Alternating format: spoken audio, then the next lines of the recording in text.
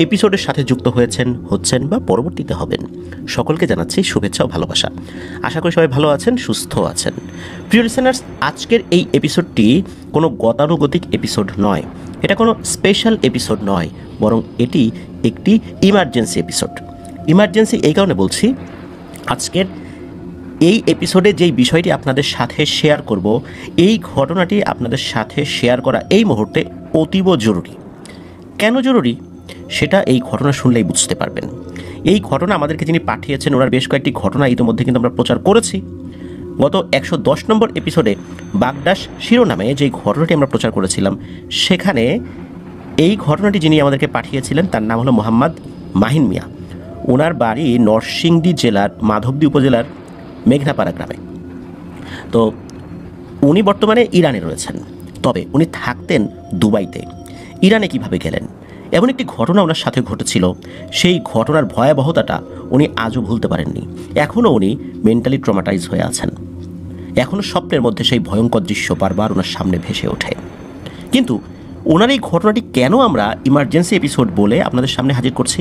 প্রিয় লিসেনার্স, আমাদের এই এপিসোডের লিঙ্কটি আপনারা বেশি বেশি করে শেয়ার করবেন, কারণ এই ঘটনাটি জানা সকলের জন্য জরুরি। বিশেষ করে আমি বলবো যারা মধ্যপ্রাচ্যে আছেন, স্পেশালি যারা দুবাই সহ সংযুক্ত আরব আমিরাতের বিভিন্ন শহরগুলোতে আছেন, তাদের জন্য আরও বেশি জানা জরুরি।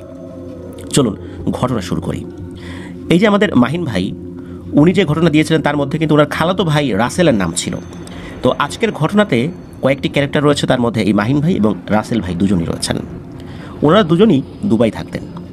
2023-এর শেষ দিকে ওনারা দুবাইতে যান। দুবাইতে যাওয়ার পর মাহিন ভাই উনি খুবই একটা কষ্টের কাজের সাথে যুক্ত হন, যেটি আসলে ওনার জন্য মোটেও পারফেক্ট ছিল না। ওনার শারীরিক অবস্থা বা মানসিক অবস্থা কোনোভাবেই ওই কাজের সাথে যায় না। তখন ওনার যে আর এক খালাতো ভাই রাসেল, তার সাথে উনি আলোচনা করেন। এই দুজন মিলেই পরামর্শ করেন যে দুবাই থেকে বের হয়ে ইটালিতে যেতে হবে। দুবাই সহ আশেপাশের বিভিন্ন শহরগুলো থেকে এই ইটালিতে যাওয়ার এই ভয়ঙ্কর যাত্রাপথকে বলা হয় গেম, GAME, গেম মানে খেলা। এটা আসলে একটা খেলা, এমন এক খেলা, এটা একটা মৃত্যু খেলা। তো ওনারা সিদ্ধান্ত নেন যে যাবেন। তো একজন ব্রোকার মানে দালালের সাথে কথা বলেন, যারা হিউম্যান ট্রাফিকিংয়ের সাথে যুক্ত আছেন বা মানব পাচারের সাথে যুক্ত আছেন। তো দালালের সাথে কথাবার্তা বলার পর খুব ভালো মনে হয় যে তাদেরকে একটা রুট বলে, যে প্রথমে দুবাই থেকে তাদেরকে শিপে করে ইরানে নিয়ে যাওয়া হবে। তবে ইরানে নিয়ে যাওয়ার ক্ষেত্রে প্রথমে আগে বাসে করে ওমানে নিয়ে যাওয়া হবে, তারপর ওমান থেকে ওমান উপসাগর দিয়ে ইরানে নিয়ে যাওয়া হবে। ইরান থেকে সড়ক পথে প্রথমে গ্রিসে, তারপর গ্রিস থেকে ইটালিতে।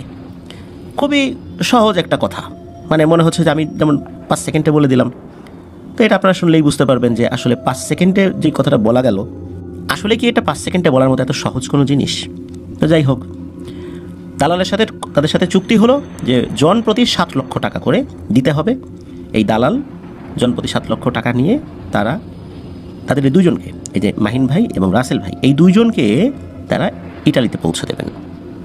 তো তারা তো তাদের চিন্তা অনুযায়ী সুন্দর একটা পরিকল্পনা করে রেখেছেন যে হয়তোবা পরিবারকে ভালো রাখার জন্য ইটালিতে গেলে আরও অনেক সুবিধা তারা পাবেন, যেটা দুবাইতে পাচ্ছেন না।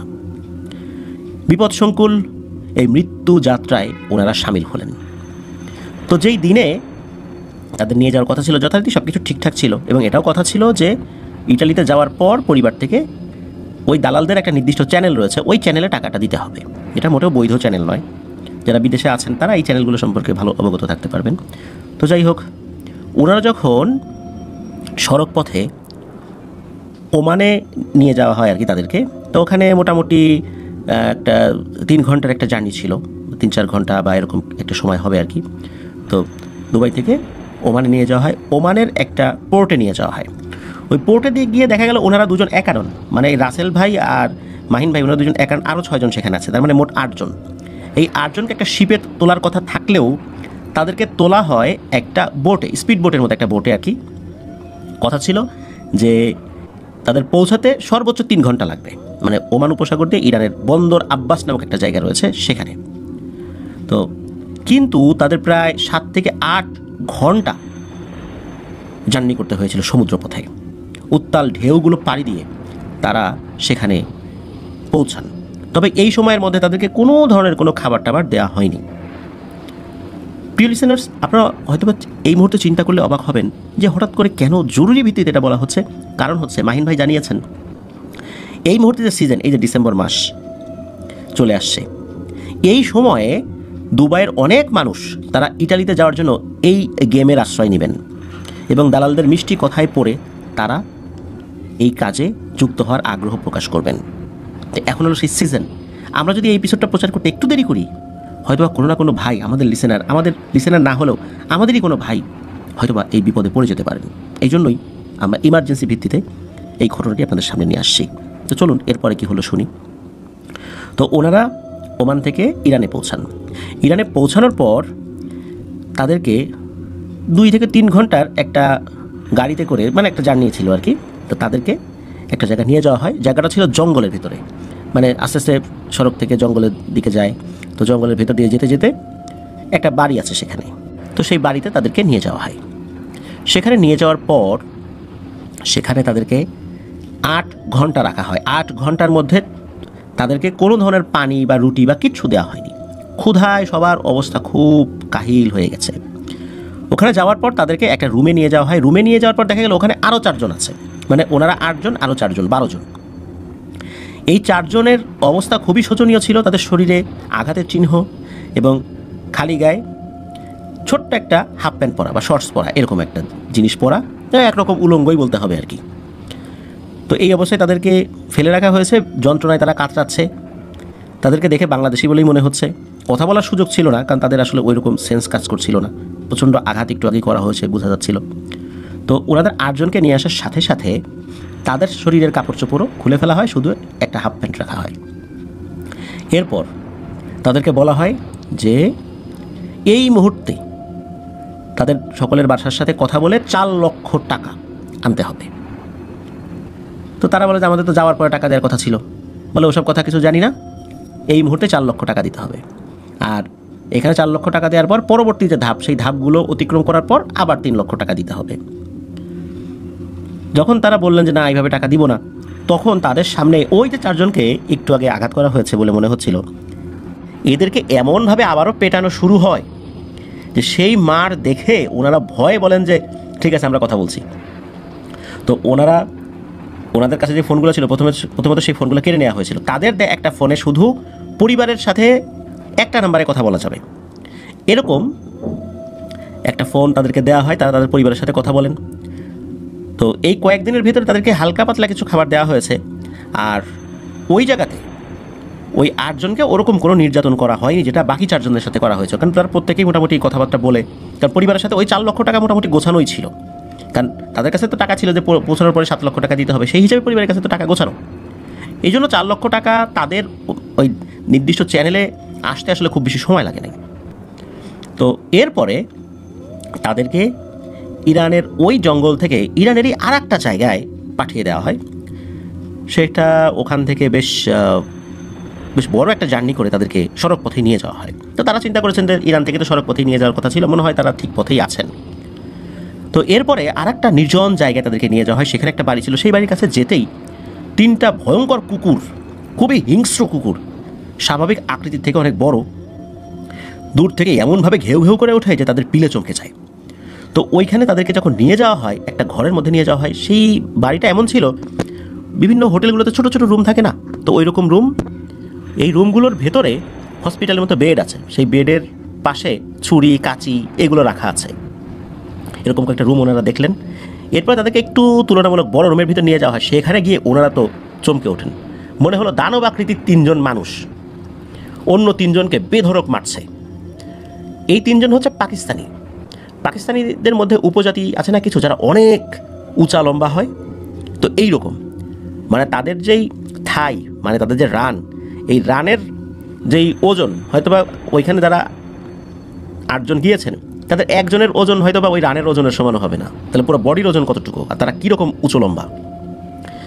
এই 3 জন অন্য 3 জনও বেশ উঁচু লম্বা, তাদেরকে পা উপরের দিকে ঝুলিয়ে রেখে এমনভাবে পেটাচ্ছে, এটা আসলে মধ্যযুগীয় বর্বরতাটাকেও হার মানাবে। লিসেনার্স, বর্বরতা কিন্তু এখানেই শেষ নয়, শুরুমাত্র। সাথে থাকুন, আস্তে আস্তে শুনতে পাবেন। তো ওখানে এই অবস্থা দেখার পর এমন ভয়াবহ নির্যাতন দেখার সাথে সাথে ওই 8 জনের তো পিলে চমকে গেছে। পরবর্তীতে ওইখানে ওই যে 3 জন পাকিস্তানি, তাদের ভাষা ওনারা টুকটাক বুঝতে পারছিলেন। তো তাদের সাথে কথা বলে জানা গেল যে আগের যেই অবস্থানটায় তারা ছিলেন, তারা কি করেছেন, এই 8 জনকে এদের কাছে বিক্রি করে দিয়ে গেছেন। মানে এরা এখন দাস, এদেরকে মেরেও ফেললেও কারো কিছু করার নাই, তারা বিক্রি হয়ে গেছে। তখন তাদেরকে বলা হয় যে তোদেরকে 24 ঘন্টা সময় দিলাম, 24 ঘন্টার মধ্যে প্রত্যেকে তোদের বাড়ি থেকে 40 লক্ষ টাকা করে নিয়ে আসবি, আর তা না হলে তোদেরকে মেরে ফেলবো। আর মেরে ফেলার পর কি করব, তোদের কিডনিগুলো আমরা বিক্রি করে দিব, আর তোদের বডিটাকে এই যে বাইরে রাখা 3টা কুকুর, এই 3টা কুকুরের প্রধান খাবারই হচ্ছে মানুষের মাংস, এই 3টা কুকুরকে খাওয়াবো। একবারে তো খেতে পারবে না, ফ্রিজে রাখবো তোদের মাংস, তারপর আবার আস্তে আস্তে করে এদেরকে খাওয়াবো। তোদের হাত পা দিয়ে তার আমাদের লাভ নাই, তোদের যেগুলো দরকার সেগুলো নিয়ে নেব। তোরা যদি টাকা দিতে নাও পারিস আমাদের কোনো সমস্যা নেই, তোদের কিডনি নিয়ে নিব। তো এরকম বলেন। তখন ওরা বুঝতে পারেন এই যে হসপিটালের বেডের মতো যে ছুরি কাছি যেগুলো, এগুলো দিয়ে মূলত তারা এই কাজটা করেন, কেউ যদি টাকা দিতে না পারে। তো ওখানে ওনাদের টানা 5 দিন হালকা পানি ছাড়া, সামান্য কিছু খাবার ছাড়া একরকম না খাইয়েই রাখা হয়েছিল। 5 দিনে ওনাদের অবস্থা খুব খারাপ। এর মধ্যে বারবার তাদেরকে বলা হচ্ছিল যে টাকা আনতে। আর ওই জায়গাতে এসে এই যে মাহিন ভাই, রাসেল ভাই সহ অন্য যে 6 জন ছিলেন, প্রত্যেককেই নির্যাতন করা হয়েছিল, প্রত্যেকেই নির্যাতনের শিকার হয়েছিলেন। তো এরপর ওখানে আসলে এমন একটা অবস্থা ছিল, ভয়ঙ্কর অবস্থা। এই অবস্থা আসলে কোনো ভাষায় প্রকাশ করার মতো না। এর ভিতরে ওনার পরিবারের সাথে যোগাযোগ করছেন। আসলে 40 লক্ষ টাকা, এটা তো একটা আকাশ কুসুম কল্পনা মাত্র। যেখানে তারা অনেকেই ঋণ করে সুদে টাকা নিয়ে বিদেশে এসেছেন, সেই টাকা শোধ দিতে পারেন, সেখানে 40 লক্ষ টাকা পরিবার থেকে কীভাবে দিবেন? এটা একটা অসম্ভব ব্যাপার ছিল। কিন্তু এমন একটা গ্যারাকলে পড়েছেন। এর মধ্যে ঘটে আরও একটা ঘটনা, সেটা হলো ওই যে 8 জন, মানে মাহিন ভাই, রাসেল ভাইয়ের সাথে আরও যে 6 জন ছিলেন, মানে টোটাল 8 জন। এই 8 জনের মধ্যে 2 জন ছিলেন চাচা ভাতিজা, আপন চাচা ভাতিজা। তো এর মধ্যে যে চাচা যিনি, একদিন সন্ধ্যার পর কি হয়েছে, ওনারা তো সবাই এক জায়গায় আছেন, এই যে 8 জন এক জায়গায় আছেন। তো চাচা তো একটু, তার বুদ্ধি একটু বেশি, স্বাভাবিক ওনাদের থেকে একটু বয়স্ক। তো ওই যে 3 জন যে পাকিস্তানি জল্লাদই বলবো, 3 জন কী করছে, নেশা করতে করতে আসছে আর কি রুমের মধ্যে। তো আসার পর বিভিন্ন কথাবার্তা বলতেছে। তো একটা পর্যায়ে চাচার মেজাজ গরম হয়, চাচা বিভিন্নভাবে একটু উচ্চবাচ্য তাদের সাথে করেন, একটা হাতাহাতিও হয়ে যায়। তো ওই সময়ে এই 3 জন বলে ওঠে, যাই তুই বাড়িতে ফোন করে বল যে তোর টাকা লাগবে না, তোকে আমরা মেরে ফেলবো। এবং একথা বলার সাথে সাথে একটা বড় চাকু বের করেছে। এটা দেখার পর ওই চাচা বুঝতে পারছেন যে আসলে অবস্থা খারাপ।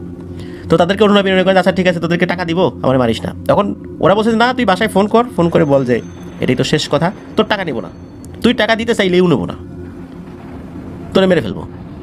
এই কথা বলতে বলতেই তাকে ধাক্কা দিয়ে ফ্লোরের উপরে ফেলে দেন। এটা কিন্তু বাকি 7 জন দেখছে, কিন্তু তাদের শরীরে এত আঘাত করা হয়েছে, কোনো প্রতিবাদ সৃষ্টি করার মতো অবস্থা তাদের নাই।